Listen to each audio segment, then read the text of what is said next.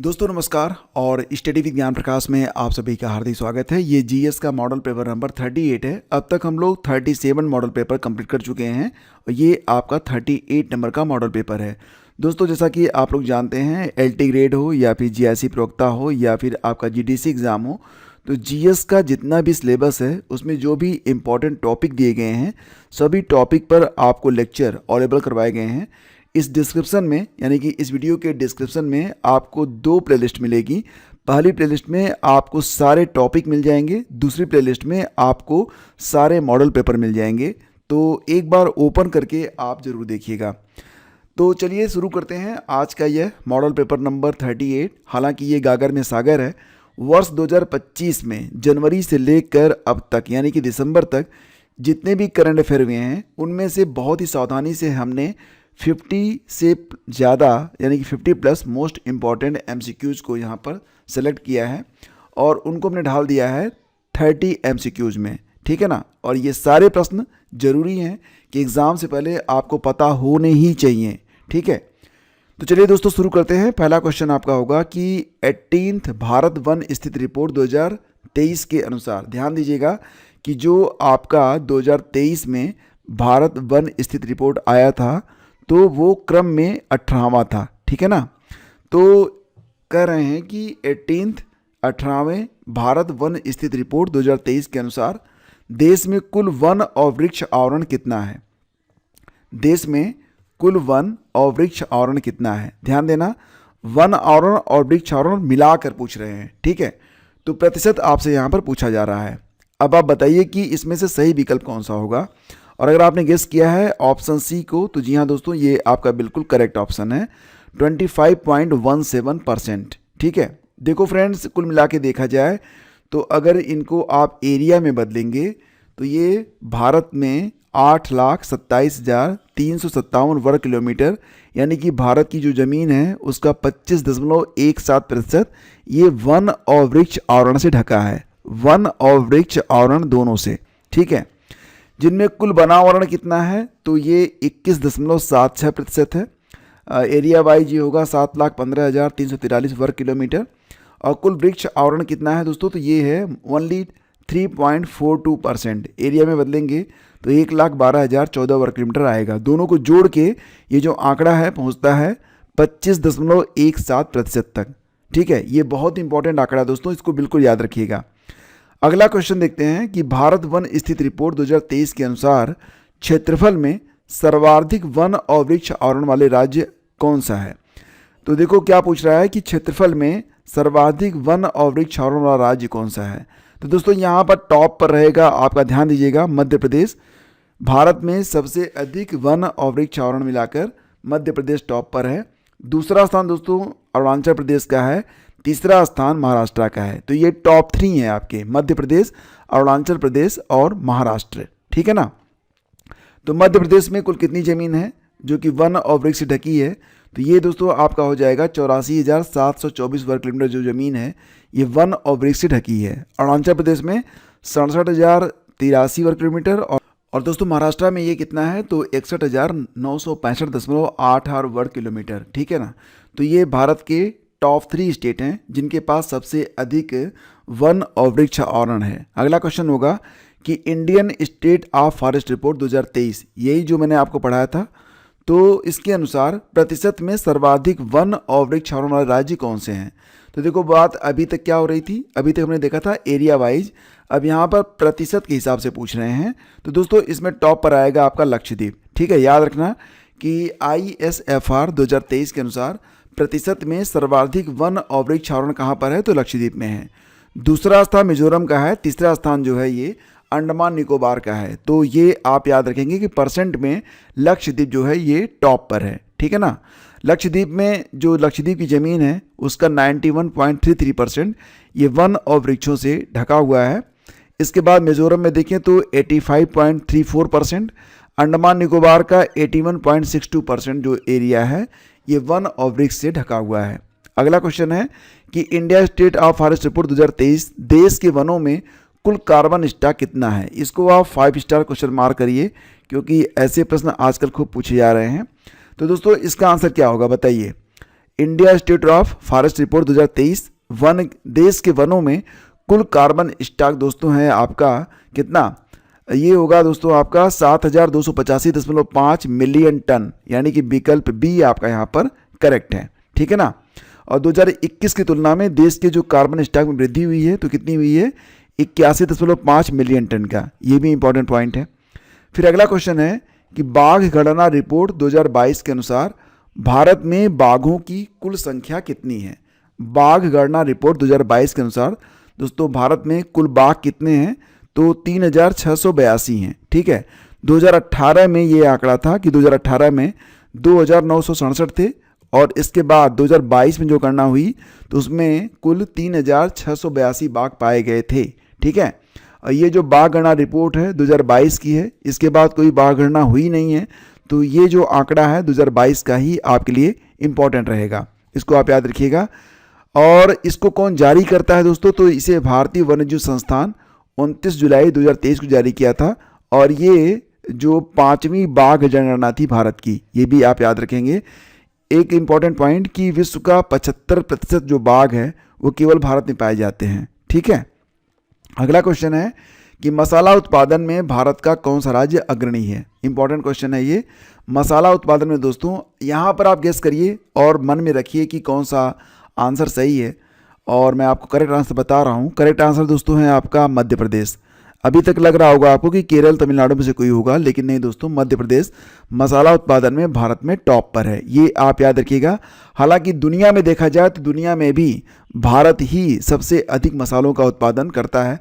आपको पता ही है कि भारत में जो मसालों का व्यवसाय है ये कितना पुराना है, और मसालों की वजह से ही भारत में पुर्तगाली आए, इसके बाद अंग्रेज आए, डच आए, पता नहीं कितने लोग आए। भारत में उन्होंने सैकड़ों वर्षों तक राज भी किया था मसालों की ही बदौलत। तो देखो, विश्व में मसाला उत्पादन में भारत प्रथम है, जबकि चावल उत्पादन में ध्यान देना कि चावल के उत्पादन में दोस्तों कौन सा देश प्रथम है, तो चीन। सबसे अधिक चावल चीन उगाता है और इसके बाद भारत उगाता है। हालांकि भारत में प्रथम स्थान मिलता है पश्चिम बंगाल को, क्योंकि पश्चिम बंगाल में कुछ एरिया, कुछ क्षेत्र ऐसे हैं वहाँ पर साल में धान की 3 फसलें होती हैं, ठीक है ना।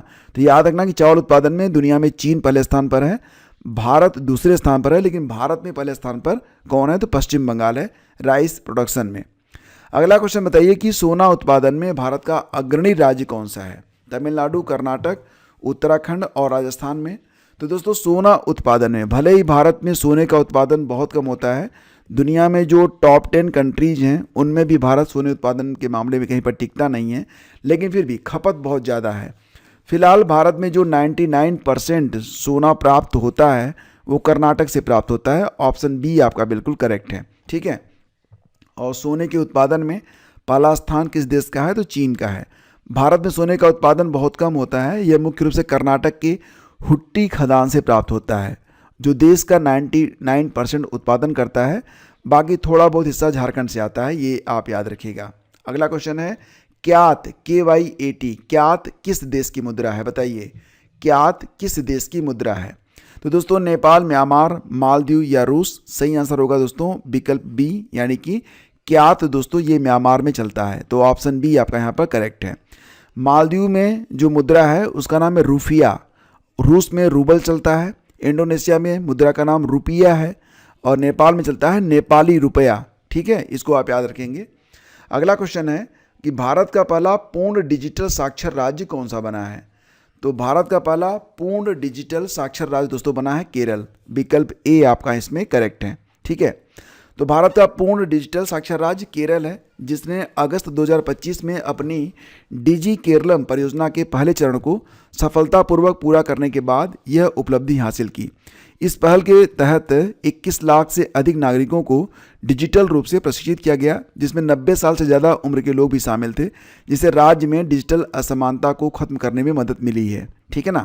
अगला क्वेश्चन है कि दुनिया का पहला AI जनरेटेड जीनोम यानी कि वायरस को किसने बनाया है।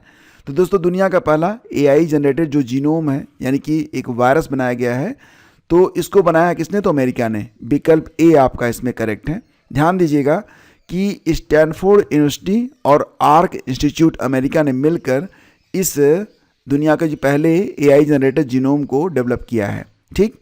अगला क्वेश्चन है कि दुनिया का पहला डिजिटल आदिवासी विश्वविद्यालय भारत में कहाँ पर बनेगा।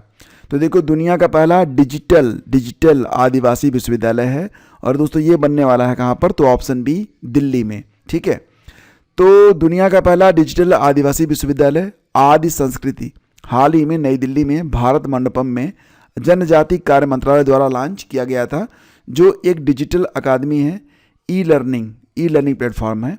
लेकिन एक फिजिकल प्राइवेट आदिवासी विश्वविद्यालय जय मिनेश आदिवासी विश्वविद्यालय राजस्थान के कोटा में स्थित है, जो आदिवासी शिक्षा और अनुसंधान पर केंद्रित करता है। अगला क्वेश्चन है कि भारत का पहला ऑक्सीजन पक्षी पार्क कहाँ पर बनाया गया। भारत का ये पहला ऑक्सीजन पक्षी पार्क है दोस्तों, और ये बना है नागपुर में। विकल्प ए आपका इसमें करेक्ट है। नागपुर कहाँ पर है, तो ये महाराष्ट्र में है।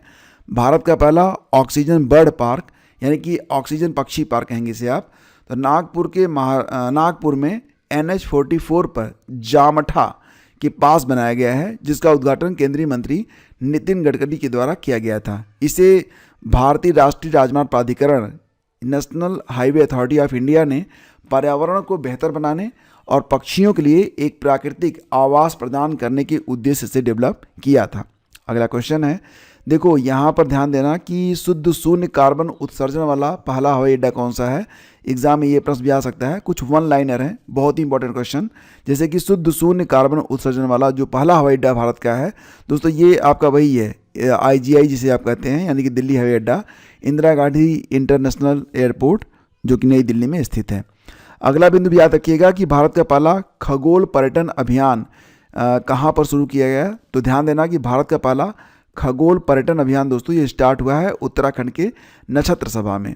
और भारत का पहला गिद्ध प्रजनन केंद्र का उद्घाटन कहाँ पर किया गया, तो गोरखपुर में, जो कि उत्तर प्रदेश में स्थित है। अगला क्वेश्चन है, देखो यहाँ पर पूछ रहे हैं कि निम्नलिखित युग्मों में असुमेलित की पहचान कीजिए।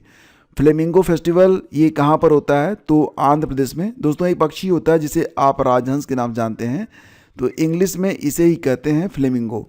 इसी से संबंधित यह महोत्सव है जो कि आंध्र प्रदेश में मनाया जाता है।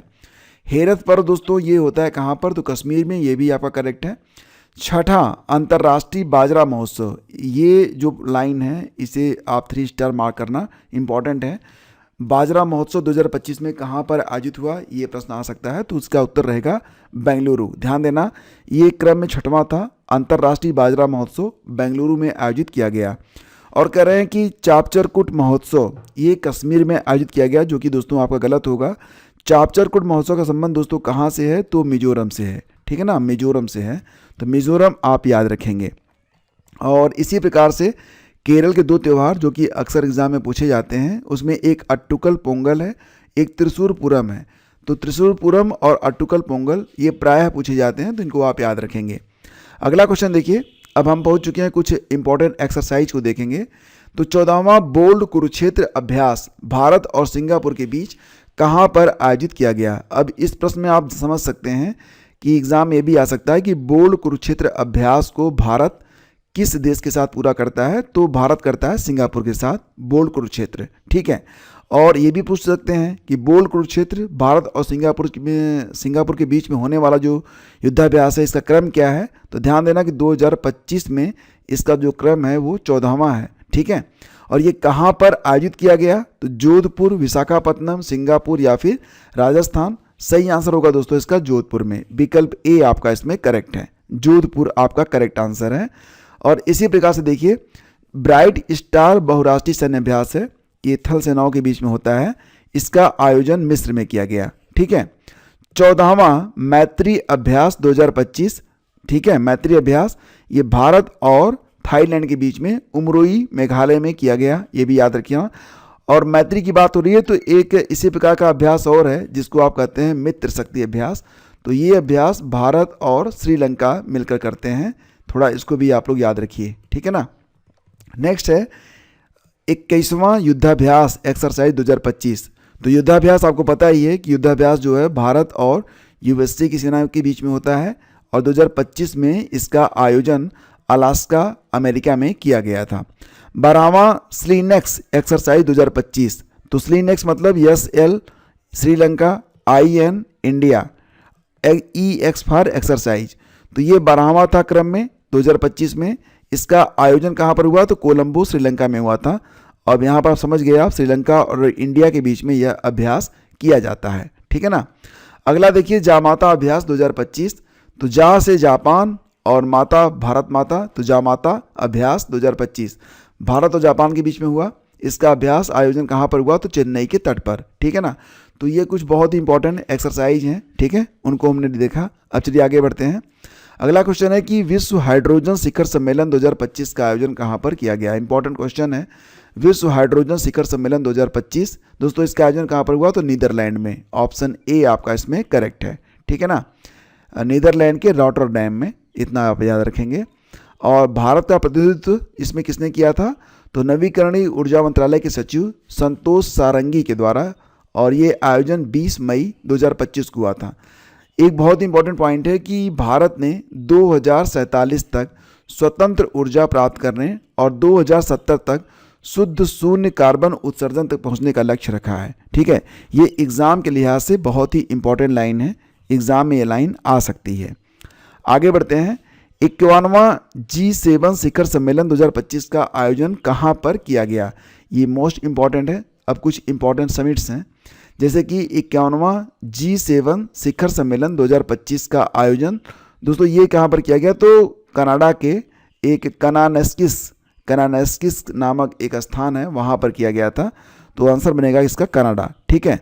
कब हुआ था? तो 15 से लेकर 17 जून के बीच में। और भारत का प्रतिनिधित्व, हालांकि भारत G7 का सदस्य नहीं है, लेकिन पीएम मोदी इनवाइट थे, तो पीएम मोदी उसमें गए थे। 52वां सम्मेलन इसका फ्रांस में होगा 2026 में। और ध्यान देना कि अगर कोई आपसे ये पूछ ले कि G7 में कौन कौन से देश हैं, दोस्तों G7 को याद करने के लिए अक्सर जो बच्चे होते हैं ना, वो एक ट्रिक यूज करते हैं। और ये ट्रिक मुझे लगा कि आपको भी पता हो तो बेहतर रहेगा।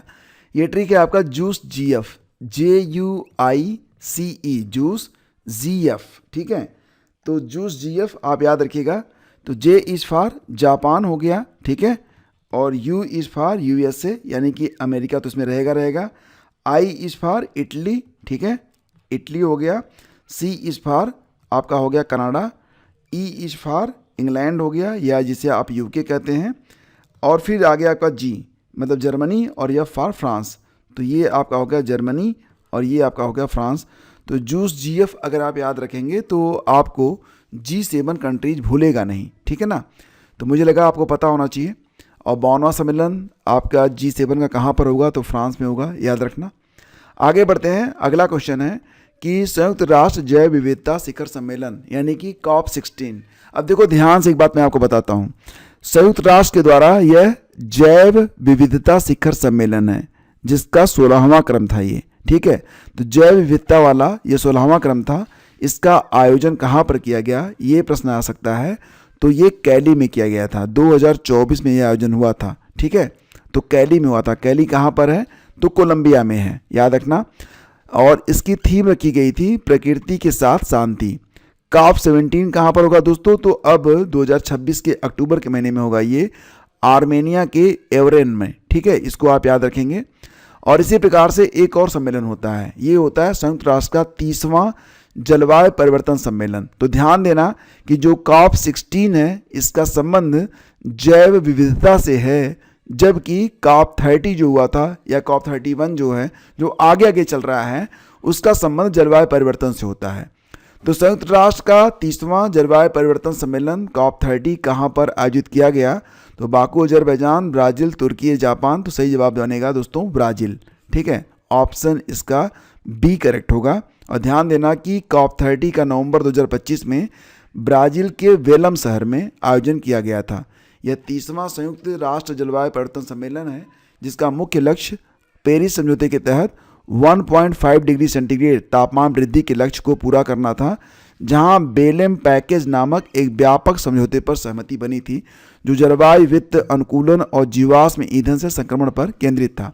लेकिन जीवाश्म ईंधन को पूरी तरह समाप्त करने पर स्पष्ट रोड मैप के अभाव पर बहस जारी रही, जबकि भारत ने इसमें नेतृत्वकारी भूमिका निभाई और ग्लोबल मोतीराव पहल का स्वागत किया।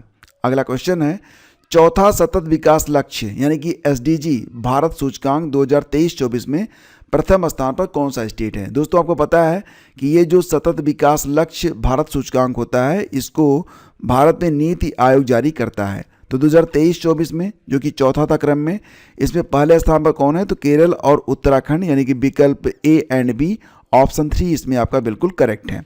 ध्यान देना दोस्तों कि इसको नीति आयोग ने जारी किया था 12 जुलाई 2024 को। दोस्तों इस इंडेक्स में केरल और उत्तराखंड जो थे वो संयुक्त रूप से पहले स्थान पर थे। दूसरे स्थान पर तमिलनाडु था। केंद्र शासित प्रदेशों में पहले स्थान पर चंडीगढ़, दूसरा स्थान जम्मू कश्मीर का था, और बिहार जो था ये लास्ट में आया था, सबसे अंतिम स्थान पर बिहार था। अगला क्वेश्चन है कि इसरो द्वारा किस वर्ष तक भारतीय अंतरिक्ष स्टेशन स्थापित करने का लक्ष्य रखा गया है। तो दोस्तों इसरो के द्वारा किस वर्ष तक भारतीय अंतरिक्ष स्टेशन बनाया जाएगा, तो ये लक्ष्य होगा 2035 तक का। ठीक है, इसको आप याद रखेंगे। और ध्यान देना कि 2035 तक इसरो क्या बनाएगा, भारतीय अंतरिक्ष स्टेशन। और इसरो ने यह भी कहा है कि 2040 तक वो मानव चंद्र मिशन अभियान को भी पूरा कर लेगा। अगला क्वेश्चन देखते हैं कि राष्ट्रीय अंतरिक्ष दिवस किस तिथि को मनाया जाता है। तो दोस्तों राष्ट्रीय अंतरिक्ष दिवस का सीधा संबंध हमारे चंद्रयान मिशन से है। तो राष्ट्रीय अंतरिक्ष दिवस ये मनाया जाता है दोस्तों कब, तो 23 अगस्त को मनाते हैं। क्यों मनाते हैं 23 अगस्त को, क्योंकि भारत चंद्रमा पर उतरने वाला चौथा देश बना था 23 अगस्त को। 23 अगस्त 2023 को अपने दक्षिण ध्रुवीय क्षेत्र तक पहुंचने वाला पहला देश बना था भारत। और इस ऐतिहासिक उपलब्धि के उपलक्ष्य में प्रधानमंत्री नरेंद्र मोदी ने 23 अगस्त को राष्ट्रीय अंतरिक्ष दिवस के रूप में घोषित किया था। राजस्थान के किस शहर में 4500 साल पुरानी हड़प्पा सभ्यता की खोज की गई है। तो मोस्ट इंपॉर्टेंट क्वेश्चन है ये, किस शहर में 4500 साल पुरानी हड़प्पा सभ्यता की खोज हुई है। तो दोस्तों आंसर आपका बनेगा कहाँ पर, तो ये होगा आपका जैसलमेर, यानी कि विकल्प सी आपका इसमें करेक्ट है। याद रखिएगा इसको। और एक बात और कि चीन में सबसे प्राचीन जुरासिक पक्षी जीवाश्म मिला है। एग्जाम में आ सकता है कि सबसे प्राचीन जुरासिक पक्षी जीवाश्म किस देश में मिला है, तो चीन में मिला है। और यूनेस्को ने इंदौर और उदयपुर को वेटलैंड सिटी के रूप में मान्यता दी है।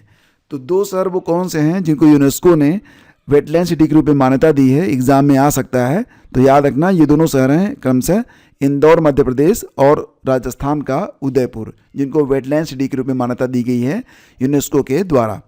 कर्नाटक गांव स्तर पर पुरावशेष सर्वेक्षण पूरा करने वाला भारत का पहला राज्य बन गया है। तो ये भी आप याद रखना, ये इंपॉर्टेंट लाइन है। ठीक है ना।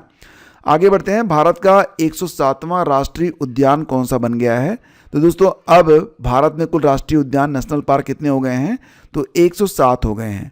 और 107वां कौन सा बना है, ये दोस्तों आपका सिमलीपाल राष्ट्रीय उद्यान, यानी कि विकल्प डी आपका इसमें करेक्ट है। सिमलीपाल राष्ट्रीय उद्यान दोस्तों कहाँ पर है, तो ये आपको मिलेगा उड़ीसा में। इसके अलावा देखा जाए तो सिमलीपाल से पहले 106वां नेशनल पार्क बना था रायमोना नेशनल पार्क, जो कि असम में स्थित है। 105वां बना था दिहिंग पटकाई, ये भी असम में ही है। और 104वां बना था सैडल पीक नेशनल पार्क, जो कि कहाँ पर है, तो दोस्तों ये मिलेगा आपको अंडमान और निकोबार द्वीप समूह में। ठीक है ना। अगला क्वेश्चन है कि भारत में मानवीय आपदा से संबंधित सबसे प्राचीन शिलालेख गुट्टाला अभिलेख किस प्रदेश में मिला है। तो मानवीय आपदा से संबंधित सबसे प्राचीन अभिलेख है, इसको नाम दिया गया है गुट्टाला शिलालेख। और दोस्तों ये कहाँ पर मिला है, तो इसमें सही आंसर क्या बनेगा, जी हाँ दोस्तों कर्नाटक, यानी कि विकल्प ए आपका इसमें करेक्ट है। कर्नाटक के हावेरी जिले के गुट्टाला गांव में मिला गुट्टाला शिलालेख 16वीं सदी यानी कि 18 अगस्त 1539 ईस्वी का एक ऐतिहासिक और दुर्लभ शिलालेख माना जाता है, जो भारत में सूखे यानी कि 12 के कारण हुई मानवीय त्रासदी, जिसमें 6307 मौतें हुई थी। इसका पहला ज्ञात दस्तावेज है, जिसमें एक स्थानीय व्यक्ति मारुलया ओडया द्वारा शवों को टोकरियों में दफनाए जाने का विवरण और मूर्त शिल्प भी है, जो प्राकृतिक आपदा के प्रति सामाजिक प्रतिक्रिया और मानवीय कृत्य को दर्शाता है। अगला क्वेश्चन है, निम्नलिखित एसडीजी लक्ष्यों में असुमिलित को पहचानिए। देखो फ्रेंड्स, जो आपके एसडीजी गोल हैं मैं आपको कई बार पढ़ा भी चुका हूं और आपको मैं इस पर डिटेल वीडियो भी प्रोवाइड करवा चुका हूं। तो यहाँ पर जो आपका पहला लक्ष्य होता है ये होता है कोई गरीबी नहीं, नो पॉवर्टी। ठीक है ना, ये आपका बिल्कुल करेक्ट है। इसके बाद क्या होता है दूसरा वाला, ये होता है दोस्तों आपका जीरो हंगर, मतलब शून्य जो भूख है उसको शून्य करना है। इसके बाद दोस्तों क्या है तीसरा, तो इससे क्या हो जाएगा, तीसरे जब भूख समाप्त होगी तो क्या होगा कि आपका स्वास्थ्य अच्छा हो जाएगा। और चौथे स्थान पर आएगा जब स्वास्थ्य अच्छा होगा तो गुणवत्तापूर्ण शिक्षा, ये आपका चौथा लक्ष्य है, ये भी आपका करेक्ट है। ठीक है। और दोस्तों इसके बाद छठा लक्ष्य बता रहे हैं कि स्वच्छ जल और ऊर्जा है, ये भी करेक्ट है। और लक्ष्य 10 क्या है? टिकाऊ शहर और समुदाय, ये भी आपका करेक्ट है। लेकिन ये आपका करेक्ट नहीं दोस्तों, इसमें जो लक्ष्य 11 है उसका मतलब होता है टिकाऊ शहर और समुदाय। तो 10वां लक्ष्य क्या है? देखो दोस्तों, यहाँ पर जो 10वां लक्ष्य है वो है रिड्यूस्ड अनइक्वलिटी, असमानताओं को कम करना। और 11वां लक्ष्य है टिकाऊ शहर और समुदाय। ठीक है, ये आप याद रखेंगे। अगला क्वेश्चन है कि निम्नलिखित में असुमेलित को पहचानिए। प्रोजेक्ट कस्तूरी मृग ये स्टार्ट हुआ था 1970 में, करेक्ट है। प्रोजेक्ट टाइगर दोस्तों शुरू हुआ था 1973 में, ये भी सही है। प्रोजेक्ट एलिफेंट शुरू किया गया था 1992 में, ये भी आपका करेक्ट है। और प्रोजेक्ट गिद्ध संरक्षण दोस्तों ये शुरू हुआ 2006 में, न कि 2007 में। तो ये आपका आंसर है, ये असुमेलित है। प्रोजेक्ट गिद्ध संरक्षण ये स्टार्ट हुआ था 2006 में। और इसी प्रकार से प्रोजेक्ट हिम तेंदुआ ये स्टार्ट कब हुआ था? तो 2009 में। ठीक है ना। ये सारे प्रश्न इंपॉर्टेंट हैं। अगर मैं चाहता तो एक एक करके यहाँ से 5 से 6 प्रश्न निकाल सकता था, लेकिन मुझे लगता है कि आप क्वांटिटी नहीं क्वालिटी पर भरोसा करिए। ठीक है ना। आगे बढ़ते हैं। अगला क्वेश्चन है कि निम्नलिखित में असुमेलित की पहचान करो। चिपको आंदोलन दोस्तों शुरू हुआ था 1973 में, क्या है? सही है, हाँ। विश्नोई आंदोलन ये 18वीं शताब्दी में हुआ था और अमृता देवी ने इसको लीड किया था, राजस्थान की घटना है, ये भी आपका करेक्ट है। मैती आंदोलन बता रहे हैं कि 1995 में शुरू हुआ था, ये भी करेक्ट है। मिट्टी बचाओ आंदोलन 1908 में। तो दोस्तों यहाँ पर आपका सही आंसर होगा मिट्टी बचाओ आंदोलन ये 1908 में नहीं बल्कि 1977 में स्टार्ट हुआ था, होशंगाबाद मध्य प्रदेश में। ठीक है ना। अगला क्वेश्चन है कि 38वां राष्ट्रीय खेल 2025 उत्तराखंड में पहली बार शामिल पारंपरिक खेल कौन से हैं? तो जो 38वां राष्ट्रीय खेल हुआ था 2025 ये कहाँ पर हुआ था? उत्तराखंड में। और इसमें पहली बार पारंपरिक खेल जो शामिल किए गए तो दोस्तों ये था आपका योगासन और मलखंभ, यानी कि विकल्प सी आपका इसमें करेक्ट है। ठीक है ना। योगासन और मलखंभ को शामिल किया गया था 38वें राष्ट्रीय खेल 2025 में। और इसका आयोजन कहाँ पर हुआ? तो उत्तराखंड में हुआ था 28 जनवरी 2025 से लेकर 14 फरवरी 2025 तक। इसकी थीम लगाई गई थी ग्रीन गेम्स। मसाल का नाम रखा गया था तेजस्विनी। ठीक है ना। क्या नाम था? तेजस्विनी। शुभंकर मौली था और पहला स्थान मिला था सर्विसेज को, दूसरा स्थान मिला था महाराष्ट्र को। आपका अंतिम प्रश्न है यूएस ओपन 2025 में महिला एकल विजेता कौन बनी? तो दोस्तों यहाँ पर अमांडा अनिसिमोवा को हराया गया था। अमांडा अनिसिमोवा ये कहाँ से हैं? तो अमेरिका से। और इसको जीता किसने था? तो आर्ना सबालेंका ने। तो आर्ना सबालेंका ने इसको अपने नाम किया था यूएस ओपन 2025 का खिताब। और दोस्तों आर्ना कहाँ से हैं? तो ये बेलारूस से हैं। किसको हराया था? अमेरिका की अमांडा अनिसिमोवा को। और इसी प्रकार से प्रश्न ये भी बन सकता है कि पुरुष एकल विजेता कौन बना था? यूएस ओपन में पुरुष एकल विजेता दोस्तों बना कार्लोस अल्काराज। कहाँ से हैं? तो स्पेन से हैं। इन्होंने किसको हराया था? तो इटली के जैनिक सिनर को इन्होंने हराया था। तो इस प्रकार से दोस्तों आपके 30 प्रश्न आज कंप्लीट हुए। और अब चलिए आगे बढ़ते हैं। एक प्रश्न मैं आपके टेस्ट के लिए रखता हूँ। बताइए कि आईसीसी वोमेंस वर्ल्ड कप 2025 की विजेता टीम कौन सी है? आसान सा क्वेश्चन है। मैच अगर आप देखते होंगे तो बिल्कुल इसका आंसर आप दे पाएंगे। अधिक जानकारी दोस्तों आपको डिस्क्रिप्शन में मिल जाएगी। अगर आप हमारा पेड बैच ज्वाइन करना चाहते हैं तो पेड बैच के लिए आप हमें व्हाट्सएप पर मैसेज कर सकते हैं। हमारा व्हाट्सएप नंबर है 9452252260। इस पर आप हमें हेल्प लिख कर भेज दीजिएगा, आपको जानकारी मिल जाएगी। और पहली बार है तो सब्सक्राइब कर लीजिएगा। इस वीडियो को लाइक और शेयर दोस्तों ये बिल्कुल आप करते रहिए। हम मिलते हैं आपसे अगले वीडियो में। Thank you.